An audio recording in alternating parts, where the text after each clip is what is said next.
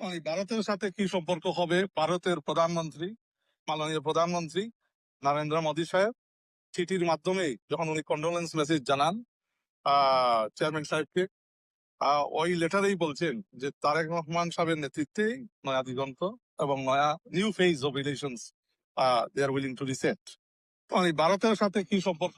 তাহলে শুনলেন যে ইন্ডিয়া তার চরিত্র মানে সাউথ ব্লক তার চরিত্র পরিবর্তন করেনি।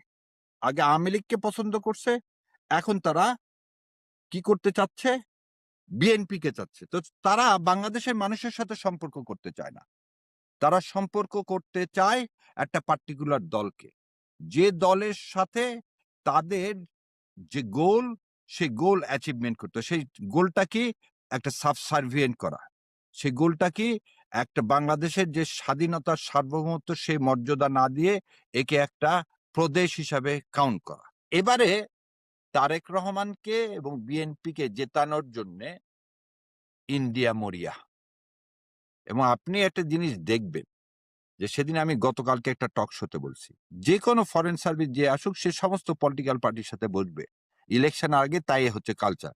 যেমন আমেরিকার যে রাষ্ট্রদূত আসলেন, তিনি এসে কি অ্যাম্বাসেডর এসে তারেক জিয়ার সাথেও দেখা করলেন, আবার আমিরে জামাতের সাথেও দেখা করছেন। ইউ প্রতিনিধি দল তারেক জিয়ার সাথে দেখা করলেন, আমিরে জামাতের সাথেও দেখা করছেন। Mister Jaishankar did not see anyone except Tarique Rahman.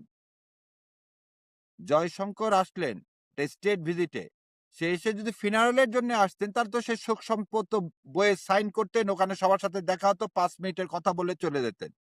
Why he had a 1-to-1 তার একা মানে তারেক জিয়া এবং তার মধ্যে সংসদ ভবনে গোপনীয়তার সহিত কেন 40 মিনিটের মিটিং হলো? এবং আর জেনারেলি মিটিং হওয়ার পর তো একটা কি হয়, প্রেস কনফারেন্স হয়, কি আলোচনা হলো?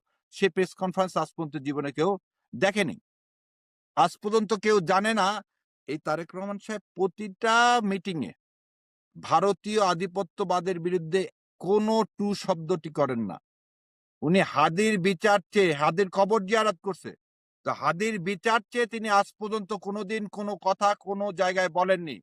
উনি বলেননি যে আমি ক্ষমতায় আসলে ভারতীয় আধিপত্যবাদ থাকবে না, এদেশ মাথা উঁচু করে দাঁড়াবে।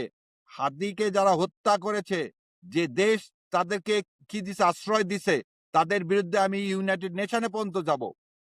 এই ধরনের কোনো কথা আপনি কিন্তু শুনতে পাবেন না। তার মানে কি? There is understanding.